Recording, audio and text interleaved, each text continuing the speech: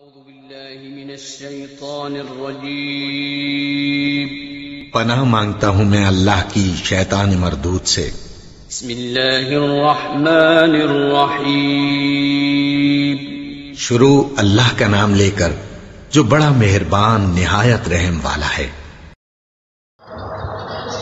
أعوذ بالله من الشيطان الرجيم بسم الله الرحمن الرحيم ولا تهنوا في ابتغاء القوم إن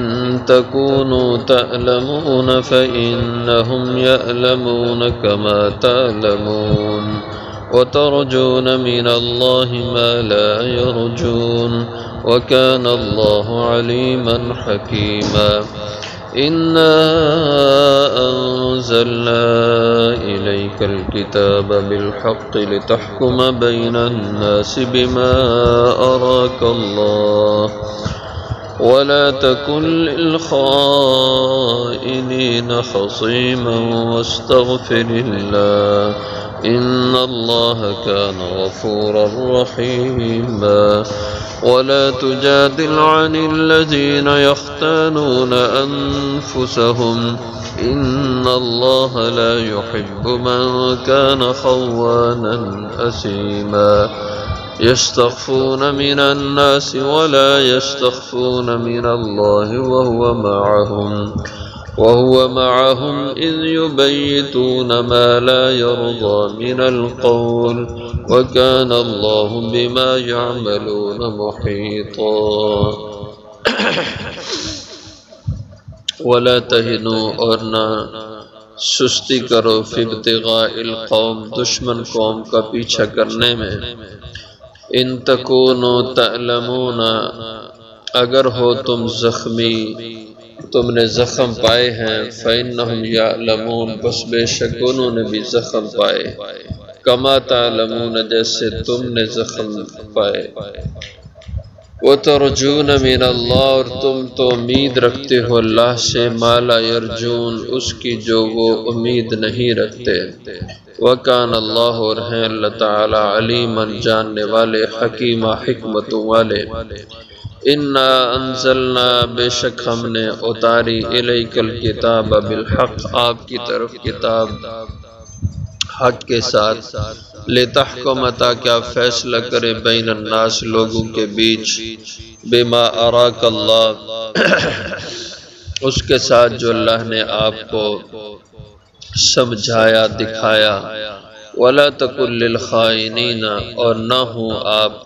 خیانت کار لوگوں کے لیے خصیمہ طرفدار۔ واستغفر اللہ اور اللہ سے بخشش مانگیے، ان اللہ کان غفورا رحیما بے شک اللہ ہے بخشنے والا مہربان۔ ولا تجادل اور نہ آپ جھگڑا کریں عن الذین ان لوگوں کی طرف سے، یختانون انفسہم جو خیانت کرتے ہیں اپنے آپ سے، ان اللہ بے شک اللہ لا یحب نہیں پسند کرتے، من کان خوانا جو ہو خیانت کار، اسیما گناہگار۔ یستخفون من الناس چھپتے پھرتے ہیں اللہ لوگوں سے، ولا یستخفون نہیں چھپتے من اللہ اللہ سے، وہو معہم اور وہ تو ان کے ساتھ ہے، اذ یبیتون جب وہ راتوں کو مشورے کرتے ہیں، ما لا یرضی ایسی باتوں کے کہ جو اللہ کو پسند نہیں، من القول ان کی باتیں، وکان اللہ اور ہیں اللہ تعالی بما یعملون محیطا جو کچھ بھی وہ کر رہے ہیں اس کا احاطہ کرنے والے۔ یہ جو پہلی آیت مبارکہ ہے بعض حضرات فرماتے ہیں احد کے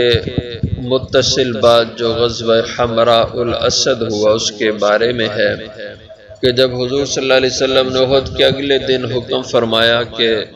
مشرکین کی خبر آئی ہے وہ پھر واپس لوٹ رہے ہیں، چلو ہم ان کا پیچھا کریں، تو صحابہ زخمی حالت میں نکلے، البتہ بعض کچھ سے سستی ہونے لگی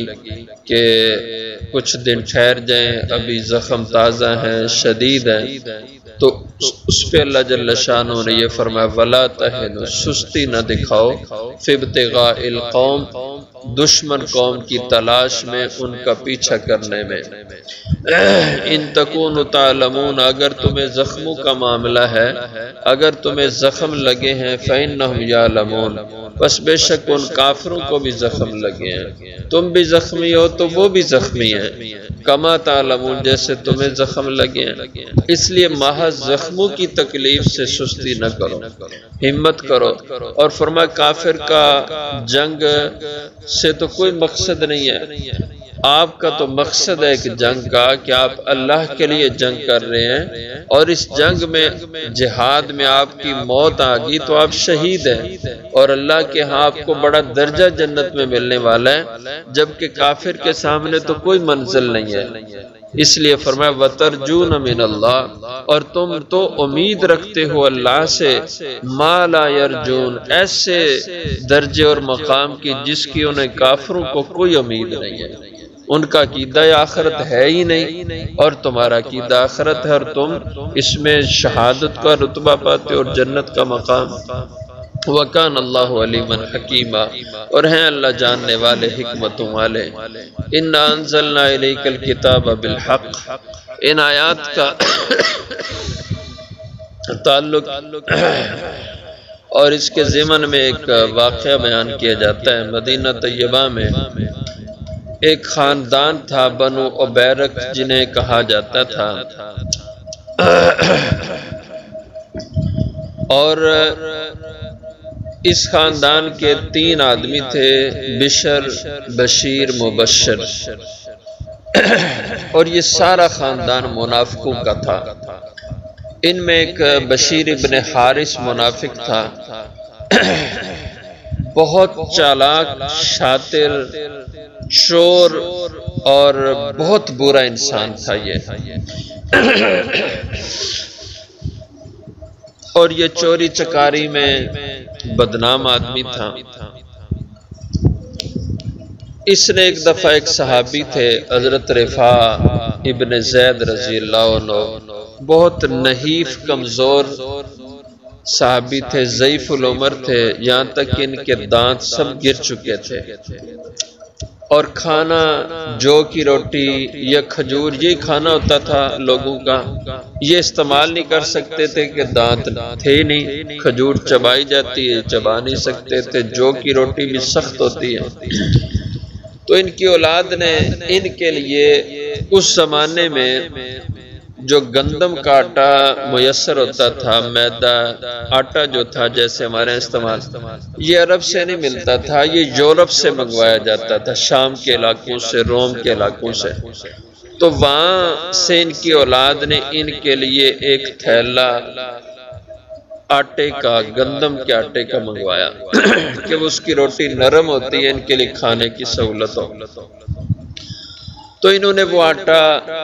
اپنے مکان کے پچھلے کمرے میں، جیسے ہمارے یہ کوٹھڑیاں ہوتی تھی، وہاں لوگ سامان کو محفوظ سمجھتے تھے رکھنا، تو انہوں نے اپنے مکان کے پچھلے کمرے میں یہ آٹا محفوظ کیا، اور اس کے علاوہ جو سامان تھا، 2 زریں تھی، کچھ تلوار اور اس طرح کے جنگی سامان، قیمتی چیزیں اس میں رکھی ہوئی تھیں۔ اور اس بشیر ابن حارث کو معلوم ہوا کہ رفاع نے آٹا منگوایا ہے دوسرے ملک سے، اور وہ آٹا اس کے مکان کے پچھلے حصے میں پڑا ہوا۔ اس نے رات کو آ کر پچھلے حصے میں نقب لگایا، نقب لگا کے آٹا، زیریں اور دوسرا سامان ان کا چرا کے لے گیا۔ اتفاق سے اس بوری میں کہیں کچھ سوراخ ہو گیا، اور جس طرف یہ جاتا گیا تو اس سے تھوڑا تھوڑا آٹا نکل کے راستے میں اس کا نشان پڑتا گیا۔ اور جب صبح اٹھ کے دیکھا حضرت رفاع رضی اللہ عنہ نے کہ مکان میں نقب زنی ہوئی اور آٹا اور یہ قیمتی چیزیں چرا لی گئی، تو وہ جب باہر اس کی تلاش میں نکلے تو اس کے نشانات جب گئے تو جا کے دیکھا کہ یہ تو بشیر ابن حارث کے گھر تک جاتے ہیں۔ جب اس بشیر کے خاندان اور اس کے لوگوں کو پتہ چلا کہ یہ چوری تو ہماری طرف ان کا خیال ہے، تو حضرت رفاع رضی اللہ عنہ چونکہ بہت بوڑھے تھے، ضعیف تھے،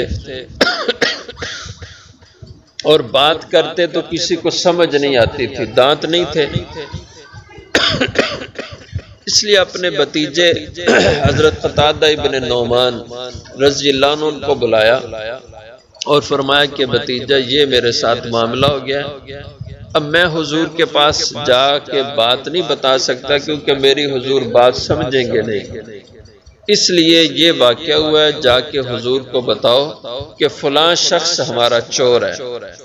حضرت قتادہ ابن نعمان رضی اللہ عنہ حضور کے پاس تشریف لائے اور حضور کو سارا قصہ بتایا، اور جب منافقوں کو پتہ چلا تو یہ سارے منافق اکٹھے ہوئے اپنے خاندان کے یا منافقوں کا جو بڑا ان کے علاقے کا تھا اس کے گھر میں اسیر اس کا نام لکھا ہے، اس کے گھر میں اکٹھے ہوئے اور رات کو مشورہ کیا کیسے کرو کہ چور تو واقعی ہمارا آدمی چور ہے، اس کا کریکٹر ہے یہ ایسا، یہ پکا چور ہے، یہ تو ہمیں کوئی شک نہیں، لیکن اگر ہم مان جائیں چوری کو تو ہمارا خاندان بدنام ہوگا، اس لیے صبح حضور کے پاس جا کے قسمیں ہر قسم کا حربہ استعمال کریں گے کہ حضور کو مطمئن کر لیں کہ ہمارا آدمی چور نہیں ہے۔ صبح کو یہ سارے لوگ اکٹھے ہوئے اور جا کر حضور صلی اللہ علیہ وسلم کے پاس بیٹھ گئے اور بڑا لباس، بڑے ٹھاٹ باٹ کی شکلیں صورتیں بنا کے یہ حضور کے پاس گئے اور جا کہنے لگے آپ کو پتہ ہے ہم بڑے شریف لوگ ہیں اور ہم بڑے معزز لوگ ہیں، سفید پوش لوگ ہیں، تو ہمیں بدنام کرنے کے لیے ہم پہ یہ الزام لگایا گیا، اور یہ بشیر ابن حارث آپ کو پتہ ہے آپ کے پیچھے آ کے نمازیں پڑھتا ہے، یہ بڑا نیک آدمی ہے، بڑا شریف آدمی ہے، اس کو بدنام کرنے کے لیے اس پہ چوری کا الزام لگا دیا قتادہ نے اور رفاع نے۔ اس طرح حضور کے سامنے باتیں فرمائیں کہ حضور صلی اللہ علیہ وسلم حضرت قتادہ رضی اللہ عنہ خود یہ بیان فرماتے ہیں کہ ان کی باتوں سے حضور ایسے مطمئن ہوئے کہ حضور نے مجھے جھوٹا سمجھا، میں جوان آدمی تھا تو حضور نے مجھے ڈانٹا، فرمایا کہ تم ایک شریف آدمی کو بدنام کرتے ہو، تمہارے پاس کوئی ثبوت ہے؟ اور منافقوں نے کہا کہ یا رسول اللہ سے پوچھئے کہ اس چوری کا گواہ ان کے پاس ہے؟ حضرت قتادہ نے فرمایا یا رسول اللہ کوئی گواہ نہیں ہے، ظاہر اس موقع پہ گواہ کون ہوتا؟ تو انہوں نے اس طریقے سے حضور کو مطمئن کیا، آپ صلی اللہ علیہ وسلم نے حضرت قتادہ رضی اللہ عنہ کو ڈانٹ دیا۔ جب حضرت قتادہ واپس آئے حضرت رفاع اپنے چچا کے پاس اور کہا کہ چچا معاملہ تو الٹ ہو گیا، الٹا حضور نے مجھے ڈانٹ دیا اور وہ تو سچے بن گئے، تو حضرت رفاع ابن زید رضی اللہ عنہ نے فرمایا کہ بیٹا گھبرانے کی ضرورت نہیں ہے، حق حق ہوتا ہے اور باطل باطل ہوتا ہے، یہ ضرور اللہ تعالی اس کا انصاف فرمائیں گے، آپ مطمئن ہو جاؤ۔ تو حضور صلی اللہ علیہ وسلم پہ اسی دن یا اگلے دن اللہ نے یہ آیات نازل فرمائی جن میں اس بشیر کی چوری کو اللہ نے بتا دیا کہ یہ چور ہے، اور حضور سے فرمایا کہ آپ سے اس معاملے میں خطا ہوئی ہے، جو آپ نے قتادہ کو ڈانٹا ہے وہ قتادہ صحیح ہے اور یہ منافق چور ہے۔ اب جب یہ آیتیں نازل ہوئیں تو ان منافقوں کو پتہ چل گیا کہ وہی اس پہ آ چکی ہے، اور اس میں ہمارے بشیر ابن حارث کو اللہ نے چور ڈکلیئر کر دیا۔ اب ان کو پتہ چل گیا کہ اب ہماری خیر نہیں ہے، حضور سزا دیں گے اس پہ چوری کی۔ تو یہ بشیر ابن حارث جو پہلے منافق تھا، اپنا ایمان اسلام ظاہر کرتا تھا، اب کھل کے کافر ہو گیا اور یہاں سے بھاگا مکہ میں چلا گیا، اور مکہ میں سلافہ نام کی ایک عورت تھی، اس کے ساتھ اس کے تعلقات تھے، اس کے پاس جا کے ٹھہر گیا، اور تھا یہ بڑا ہڈ حرام، صحت مند تندرست تھا لیکن کام نہیں کرتا تھا، چوری چکاری سے اپنا نظام چلاتا تھا۔ تو اب جب اس کے پاس جا کے بیٹھا تو اس نے کہا کہ جا کے کوئی کما کے لا، محنت کر، مزدوری کر، میرے پاس تو بیٹھ گیا ہے، میرے پاس تو ہے ہی نہیں کچھ کھانے کو، جا کے کام کر، اپنے لیے بھی کما اور مجھے بھی کما کے لا کے دے۔ تو یہ نکلا، چوری کی تو عادت تھی، پھر داخل ہوا مکہ کے کسی گھر میں چوری کرنے کے لیے، اور جب نقب لگا رہا تھا دیوار میں تو وہی دیوار اس کے اوپر گر گئی اور دیوار کے نیچے دب کے یہ وہیں پہ مر گیا۔ تو اس کا ذکر یہاں اللہ جل شانہ نے ان آیات میں فرمایا،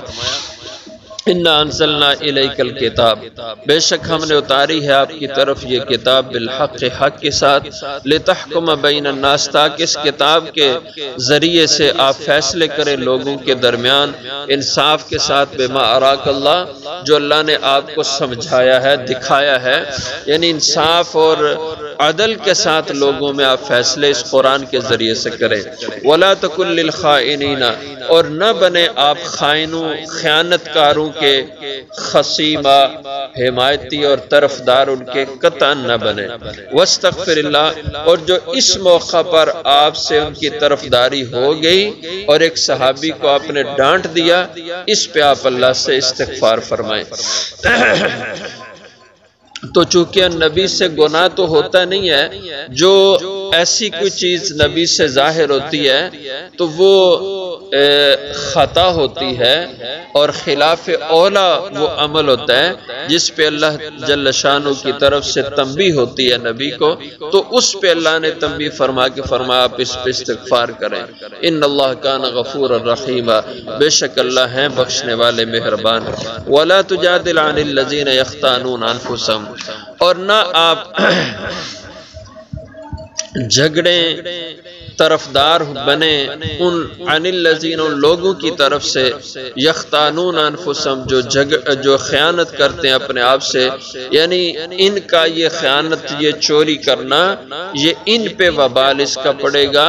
اس کو یوں فرمایا کہ یہ اپنے آپ سے خیانت کر رہے ہیں۔ ان اللہ لا یحب، بے شک اللہ نہیں پسند کرتے، من کان خوانا، جو خیانت کار آدمی ہو، بد کردار ہو، اسیمہ گناہگار ہو، یستخفون من الناس، یہ چھپتے ہیں لوگوں سے، یعنی اپنی بدنامی سے بچنے کے لیے انہوں نے سارا یہ ڈرامہ کیا، آپ کے سامنے آپ کو ورغلانے کی اور اپنا طرفدار بنانے کی کوشش کی، یہ شرم کے مارے۔ فرمایا یستخفون من الناس، لوگوں سے چھپتے ہیں، یعنی اس کے چھپنے سے مراد کے شرم محسوس کرتے ہیں لوگوں کے سامنے اصل حقیقت کے ظاہر ہونے سے، لیکن ولا یستخفون من اللہ، نہیں چھپتے، نہیں شرم محسوس کرتے یہ اللہ سے، حالانکہ اللہ سے شرم ان کو آنی چاہیے۔ اس معاملے میں یہ غلط کر گئے، وَهُوَ مَعَهُمْ، وہ اللہ ان کے ساتھ ہے، ان کی حرکات و سکنات کو دیکھ رہا ہے۔ اِذْ يُبَيِّتُونَ،